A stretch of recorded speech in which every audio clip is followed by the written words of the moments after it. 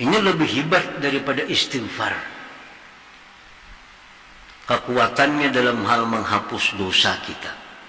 Astagfirullahaladzim, astagfirullahaladzim, itu istighfar, kita minta ampun kepada Allah. Nah, itu lebih cepat menghapuskan dosa daripada istighfar kita itu.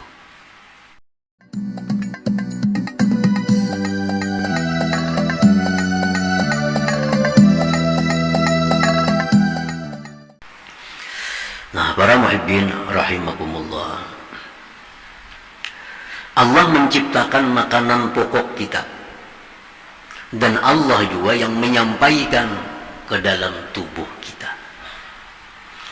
Dalam hal menyampaikan makanan pokok itu ke dalam tubuh manusia, ada dengan cara yang lazim, yang biasa, ada dengan cara yang ghairul lazim, yang luar biasa. Nah, di waktu kita mencari makan, misalnya makanan pokok kita ini nasi. Di waktu kita memasak nasi, menyuap nasi, itu hakikatnya yang berperan di situ adalah al-mukit. Al-mukit. Kita yang waktu itu memasak nasi, menyuap nasi, itu merupakan mazhar daripada nama Allah al-mukit. Nah, itu Allah menyampaikan makanan ke dalam tubuh kita dengan cara yang lazim. Allah gerakkan manusia untuk mencari makanan itu. Allah gerakkan manusia untuk memasaknya. Allah gerakkan manusia untuk menyuapnya sehingga sampai ke dalam tubuh manusia tadi. Dengan sampainya ke dalam tubuh manusia, manusia bisa bangkit, bisa hidup. Nah, itu dengan cara yang lazim. Ada pula Allah subhanahu wa ta'ala menyampaikan makanan itu kepada manusia dengan cara yang tidak lazim. Seperti yang Allah contohkan kepada Siti Maryam alaihassalam, ibunda Nabi Isa alaihissalam. Nah, kalau kita makanan mencari, memasak, menghidangkan, menyuap, lalu kita bisa tegak. Nah, kalau Maryam ini Allah sampaikan kepada dia makanan dengan cara yang ghairul lazim. Maryam kada pernah cari makanan, Maryam kada pernah memasak. Setiap hari makanan datang di rumah Siti Maryam itu, di tempat peribadatannya itu. Di dalam Al-Quranul Karim dijelaskan oleh Allah subhanahu wa ta'ala, kullama dakhala 'alaiha Zakaria al-mihrab wajada 'indaha rizqa. Qala ya Maryam anna laki hadza? Qalat huwa min 'indillah. Nabi Zakaria selaku yang menjaga Siti Maryam, begitu buka kamar Siti Maryam ada makanan. Maka kamar itu dikunci oleh Nabi Zakaria di luar. Kada akan bisa seorang pun masuk ke dalam kamar Siti Maryam itu. Nabi Zakaria buka pintu kamar Maryam, ada makanan, siap makan. Sudah masak, sudah siap dimakan. Besok buka kamar, ada lagi makanan. Tanpa ada Maryam memasaknya, tanpa ada Maryam mencarinya, makanan sudah siap. Nabi Zakaria bertanya kepada Siti Maryam, dari mana makanan ini? Qalat huwa min 'indillah. Ujar Maryam, ini dari Allah subhanahu wa ta'ala. Nah, ini cara Allah yang lain menyampaikan makanan kepada Siti Maryam dengan cara yang ghairul lazim, tidak lazim. Nah, itu berlaku kepada Siti Maryam. Kepada umat Nabi kita sallallahu alaihi wasallam banyak sekali terjadi kepada para aulia-aulia Allah. Di antaranya kepada Zunnun al-Misri. Zunnun al-Misri ini, nah, bila mana beliau masuk rumah, sudah siap makanan untuk dimakan. Padahal di rumah itu dikunci, rumah itu kada ada orangnya, begitu sidin datang dari masjid, sudah siap makanan. Nah, ini pun cara Allah menyampaikan kepada Zunnun dengan cara yang tidak lazim. Namun kita biasa kalau mencari makan nukar baras dulu ke pasar. Nukar baras, dibasuh barasnya, dimasak barasnya, hanya dimacam-macami, hanya siap makan. Nah, ini untuk kejadian kepada Siti Maryam, kepada Zunnun al-Misri, kepada para wali Allah yang lain. Nah itu sudah cara yang ghairul lazim. Nah Allah menampakkan bahwa namanya itu adalah Al-Muqit. Nah kemudian ada lagi cara Allah menyampaikan makanan itu yang lebih hebat daripada kejadian ibunda Nabi Isa Siti Maryam tadi, yaitu Allah berikan kepada Ashabul Kahfi. Ashabul Kahfi yang tidur di dalam gua selama 309 tahun. 309 tahun tidur di dalam gua tanpa ada yang tahu siapa yang memberi makan dia sehingga masih hidup. 309 tahun dibangunkan oleh Allah dalam keadaan kuat. Nah, di sini Allah Subhanahu wa taala menyampaikan makanan pokok kepada mereka Ashabul Kahfi itu dengan cara yang ghairul lazim, dengan cara yang di luar daripada kebiasaan. Allah beri makan kepada mereka dengan cara yang di luar daripada adat kebiasaan kita.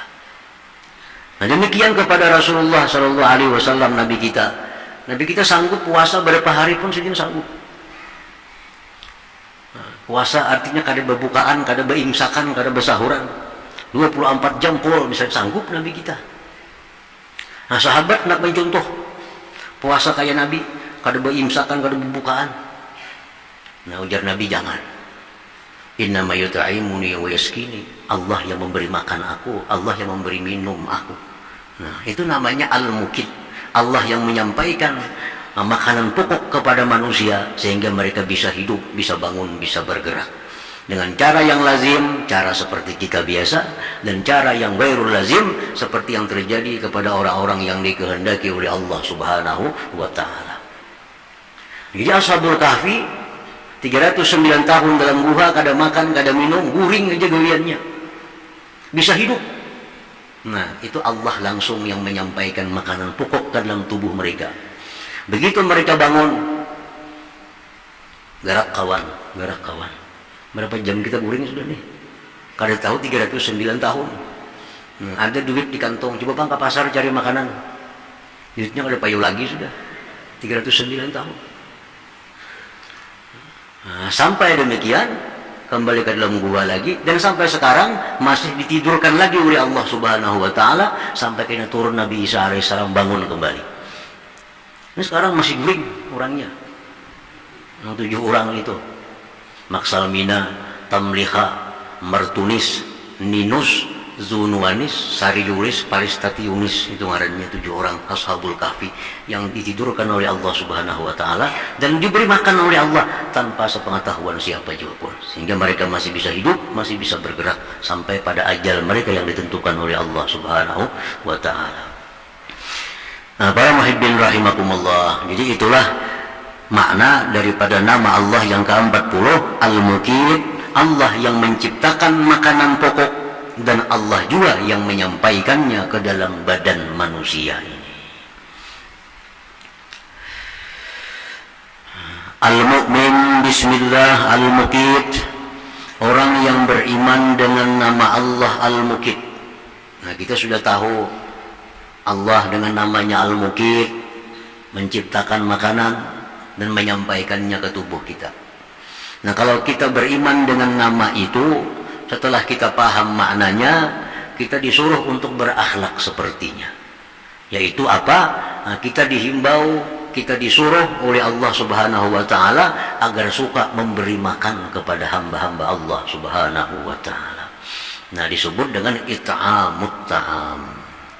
Orang yang beriman kepada Al-Muqit, percaya kepada Al-Muqit, maka dia akan suka memberi makan orang lain. Karena itu bagian daripada keimanan kita kepada nama Allah Al-Muqit itu. Allah yang menciptakan makanan, Allah yang menyampaikannya ke tubuh kita. Kita selaku manusia hamba Allah beriman dengan demikian, kita pun juga suka memberi makan kepada hamba-hamba Allah Subhanahu wa ta'ala. It'amut ta'am. Para muhibbin rahimakumullah, banyak sekali hadis-hadis Rasulullah sallallahu alaihi wasallam yang menunjukkan kelebihan daripada it'amut ta'am ini. Manfaat yang kita dapat apabila kita bisa memberi makan kepada orang lain. Nah, di antaranya Rasulullah SAW bersabda, min mujibatil maghfirah it'amut ta'am. Ujar Nabi, sebagian perkara yang bisa menghapuskan dosa kita, it'amut ta'am, memberi makan kepada orang lain. Ini lebih hebat daripada istighfar. Kekuatannya dalam hal menghapus dosa kita. Astagfirullahaladzim, astagfirullahaladzim, itu istighfar, kita minta ampun kepada Allah. Nah, kita memberi makan kepada orang lain itu lebih cepat menghapuskan dosa daripada istighfar kita itu. Nah, dikisahkan dalam sebuah kisah di zaman dahulu, ada seorang ahli ibadah. Lebih 60 tahun orang ini hanya berkhalwat pekerjaannya, beribadah kepada Allah Subhanahu wa taala. Nah, suatu hari orang ini keluar dari khalwatnya mencari makanan. Cari makanan. Dalam perjalanan mencari makanan itu, seorang ini tergoda dengan seorang perempuan. Akhirnya dia berzina dengan perempuan itu. Padahal ini orang sudah 60 tahun ibadah kepada Allah Subhanahu wa taala, berkhalwat. Suatu hari dia mencari makanan, dia berzina dengan seorang perempuan. Nah, roti yang ada di tangannya itu dia bawa roti tadi. Ada orang kelaparan. Ada orang kelaparan. Dikasihkannya roti itu kepada orang yang lapar tadi. Kenyang orang itu. Nah, diberitahukan Nabi pada waktu itu bahwa soal ibadah yang 60 tahun tadi betapa berkhalwat dalam tempat ibadah itu, habis semuaan amal ibadahnya gara-gara dia berzina itu. Habis semua. Ditimbang amal ibadah 60 tahun itu sirna dengan perbuatan zina itu. Didatangkan amalnya yang memberikan roti tadi kepada orang yang sedang lapar. Nah, dimasukkan dalam timbangan amal orang ini, maka akhirnya menanglah amal kebaikan seseorang yang ahli ibadah tadi. Artinya, sepotong roti yang dia berikan kepada orang yang berhajat itu dapat menghapuskan dosa zinanya itu. Nah, jadi itu ujar Nabi kita, min mujibatil maghfirah it'amut ta'am. Termasuk hal yang mendatangkan ampunan Allah kepada kita, it'amut ta'am, memberi makan kepada orang lain. Memberi makan satu orang kah, dua orang kah, makin banyak makin bagus. Karena mesti menunggu kita baruhan beri makan itu. Ada makanan nasi bungkus kita beri kepada orang, it'amut ta'am. Nah, jadi it'amut ta'am ini artinya memberikan orang makanan tanpa ada balasan apa-apa daripada mereka. Itu disebut it'amut ta'am. Kalau kita mengundang ke rumah kita orang kita undang ke rumah kita suruh bertahlil. Orang nih suruh bertahlil, suruh membaca muqaddam Quran, hanya kita suruh ini makanan, itu ada it'amut ta'am. Orang bertanggung jam bertahlil duduk sudah di situ. Itu sama-sama berbuat baik. It'amut ta'am ini kalau ada baca doa selamat, kalau ada bertahlil, beri orang makanan habis. Itu namanya it'amut ta'am. Kalau kita orang disuruh baca ini, suruh baca itu, kita beri makanan, itu artinya mau upah orang berbuat baik kepada kita. Bukan termasuk it'amut ta'am yang mendatangkan ini. Itu kadang murni it'amut ta'am, karena ada balasan dari orang lain kepada kita. Nah, kita undang datang manusia, kita undang ke rumah, mereka datang duduk, hidangkan makanan, hidangkan minuman, sudah selesai, dah berikan. Nah, itu it'amut ta'am, tanpa ada manfaat yang kita ambil dari orang yang kita undang itu. Nah, pekerjaan seperti itu buah keimanan kepada nama Allah Al-Muqit dan dapat menghapuskan dosa-dosa yang kita lakukan. Itu antara lain manfaatnya it'amut ta'am. Rasulullah SAW bersabda, khiyarukum man at'amat ta'am. Orang yang paling baik di antara kalian itu, ujar Nabi, orang yang suka memberi makan kepada orang lain. Nah, jadi itu pertama. Kalau kita beriman kepada nama Allah Al-Muqit, maka kita akan jadi orang yang suka memberi makan kepada orang lain. Nah, kemudian yang kedua, buah keimanan kita kepada nama Allah Al-Muqit, an la ya'kula illa halala. Bahwa dia tidak makan makanan yang masuk ke dalam tubuhnya itu, melainkan makan yang diizinkan oleh Allah Subhanahu wa ta'ala, yaitu makan yang halal. Itu masuk bagian dari iman kepada Al-Muqit. Yang kedua, kita makan makanan untuk menggerakkan tubuh kita. Makanan ini makanan yang diizinkan oleh Allah Subhanahu wa ta'ala, yaitu makanan yang halal. Makanan halal. Karena makanan ini ada yang jelas-jelas haram, ada yang jelas-jelas halal, ada yang di tengah-tengah. Angka ada jelas antara halal haramnya. Yang makanan haram itu ada dua. Satu, haram barangnya, seperti bangkai, seperti apa lagi, daging babi misalnya. Nah, ini makanan ini haram, haram barangnya yang haram.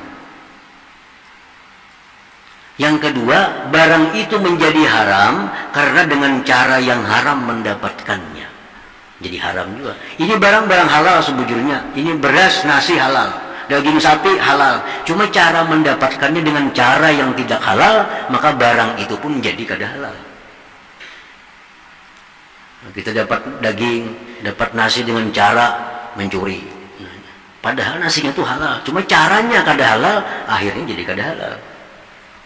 Ini sapi sebujurnya halal, tapi karena cara menyembelihnya salah, sehingga jadi daging sapinya kada halal. Atau sapinya halal tapi sapi curian, jadi sapi kada halal. Nah, orang beriman kepada nama Allah Al-Muqit, Al-Muqit, kada mau makan untuk menjaga tubuhnya kecuali dari makanan yang halal itu. Nah, para muhibbin rahimakumullah, para ulama menyimpulkan dari berbagai macam dalil apa keuntungan kita makan yang halal itu. Ujar mereka menyimpulkan, yang pertama, makanan yang halal itu munawwirul qulub, menerangkan hati kita. Orang nang kada pendapatan, orang nang pembabal, nah makan itu harus dengan makan nang halal, maka hatinya akan jadi terang, otaknya akan jadi cerdas. Munawwirul qulub, makanan yang halal itu menerangi hati seseorang. Yang kedua, ujar para ulama, makanan yang halal itu faidahnya adalah husul taufik, menghasilkan kegemaran untuk ibadah. Karena tubuh kita diisi yang halal, yang halal, yang halal, datang taufik Allah. Dengan taufik itu segala ibadah menjadi ringan dilakukan. Sembahyang malam dengan ringan dilakukan, berbuat kebaikan, baca Quran, baca salawat, nuntut ilmu dengan ringan. Nah, itu buah daripada makan yang halal, husul taufik. Orang yang makan haram kada akan bisa tahajud malam hari secara istiqamah. Kenapa? Karena tubuhnya diikat oleh makanan yang haram itu. Jadi amun kita ada masalah dengan ibadah, kenapa ibadah kita kada mau rutin, kenapa ibadah kita kada mau istiqamah, nah kita periksa sumber makanan kita, mungkin ada yang kada halal masuk ke dalam tubuh kita. Nah, yang ketiga, husulu ijabatillah, hasil darinya ijabah dari Allah. Kalau kita berdoa, doa kita diijabah oleh Allah. Kalau kita berdoa, doa ini dikabulkan oleh Allah karena makanan kita ini halal. Yang menghambat doa kita itu akibat kita makan haram atau makan subhat. Nah, ini yang menyebabkan doa kita terhalang. Nah, kalau makanan kita halal, doa kita akan tembus kepada Allah Subhanahu wa ta'ala. Nah, yang kelima, kabul taat. Taat yang kita lakukan diterima oleh Allah Subhanahu wa ta'ala karena tubuh kita diisi dengan barang yang halal itu. Nah, para muhibbin rahimakumullah, Rasulullah SAW bersabda, ujar Nabi kita, ya Sa'ad, atib mat'amak takun mustajabat da'wah. Wahai Sa'ad, baguskanlah makanan kamu, niscaya engkau mustajab doa. Kalau kau hendak jadi orang yang mustajab doa, baguskan makananmu. Walladhi nafsu Muhammadin biyadihi, innal 'abda la yaqdhifu al-luqmatal haram bi jawfi ma yataqabbalullah minhu al-amala 40 yawma. Ujar Nabi kita, demi Allah, bahwa seorang hamba yang makan sesuatu makanan yang haram ke dalam tubuhnya, Allah tidak akan menerima baginya ibadah 40 hari. Nah, kita makan yang haram, sesuap, 40 hari ibadah kita ditolak oleh Allah Subhanahu wa ta'ala. Masa suap aja, masa pikirin berapa suap? Doa kita ditolak oleh Allah Subhanahu wa ta'ala. Nah, dikisahkan ada seorang raja di satu kota di negeri Irak. Ini kejadian di zaman dahulu. Raja ini orangnya orang pintar, agamanya pintar, tapi imannya kurang. Ini mengetahui masalah-masalah agama. Dan di kota itu terkenal orang kota itu mustajab doa. Kalau ada raja yang berkuasa di situ, raja ini kada jujur, begitu didoakan oleh orang kampung situ, habis dah mati raja nih. Ada raja di situ berkuasa lagi, raja kada jujur, orang kampung berkumpul di masjid berdoa, mati rajanya. Nah, datang giliran kepada raja yang saikung ini, hendak mengakali kayak apa caranya orang kampung nih. Ini kalau aku salah-salah sedikit ini didoakannya bisa mati juga aku nih. Nah, orang kampung ini mustajab benar doa. Diselidiki oleh raja itu ternyata mereka hanya makan yang halal, hanya makan yang halal. Nah, lalu si raja ini maulah pengumuman ke seluruh penduduk kota itu. Ujar raja pengumuman, besok hari seluruh rakyat agar membawa sebiji telur ke masjid ini. Nah, satu orang satu biji, karena aku perlu telur banyak. Masyarakat kota telurnya kada larang juga, masing-masing datang buahin talo sebiji seorang ke masjid. Hibak masjid buahin talo. Kumpul di masjid. Nah, lalu si raja ini besok keluar lagi pengumuman. Ujar raja, aku kada jadi perlu hintalo. Sekarang hintalo ambil kembali. Ambil kembali. Nah, masyarakat itu kan anda tinggalkan. Terkumpul hibak masjid hintalo. Raja nyuruh ambil kembali hintalo. Nah, masing-masing mengambil hintalo, membawa bulik. Hintalo siapa kan tahu lagi nih. Serbu semuaan. Nah, serbu semuaan membawa hintalo. Jelas apa huruf sudah hintalonya. Nah, kalau lagi mencari mana hintalo seorang ada ingat lagi.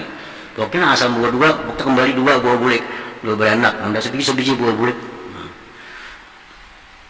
dimakanlah hintalo oleh sakutaan tadi kan diberikan oleh raja. Nah, sekarang jar raja, pendudukku sudah makan barang subhat semua. Sakutaan makan subhat sudah. Nah, hintalo itu kada jelas ampun siapa masing-masing mengambil. Nah, lalu si raja ini berbuat zalim, macam-macam tindakannya raja yang berbuat zalim itu ini. Berkumpul orang kampung masjid berdoa kepada Allah, kada kabul lagi doanya. Kenapa? Makan hintalo subhat tadi sebiji gara-garanya. Nah, jadi ini kisah kenyataan terjadi di negeri Irak pada waktu itu. Ini pengaruh orang yang makan hintalo subhat pun doanya sudah kada didengar lagi oleh Allah Subhanahu wa ta'ala. Apalagi makan haram, makinnya. Apalagi sebenarnya makan sebiji hintalo aja sudah mengganggu dengan mustajabnya doa.